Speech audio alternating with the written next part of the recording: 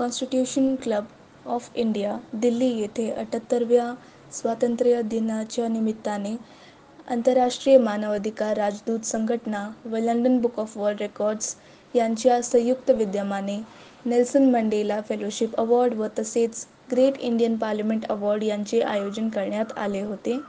यावेळी दिल्ली तसेच संपूर्ण भारतातून अनेक मान्यवर उपस्थित होते. यावेळी doctor Avinash Sakunde, Shreyash Mehta, IS Ramesh Kumar, Delhi high court न्यायाधीश Sani Peena, Jayalakshmi Rao social worker, Rajesh Munot anti crime chief Delhi यांची प्रार्थनीय उपस्थिती लाभली. कार्यक्रमाचे आयोजन आंतरराष्ट्रीय मानवाधिकार राजदूत संघटनेच्या दिल्लीतील पदाधिकाऱ्यांनी केले.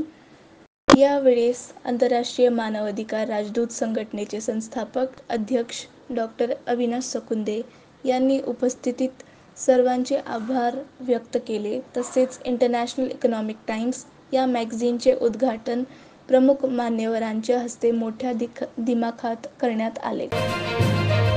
अशाच नवनवीन बातम्यांसाठी टॉक इंडिया न्यूज चॅनलला लाईक, शेअर आणि सबस्क्राईब करा.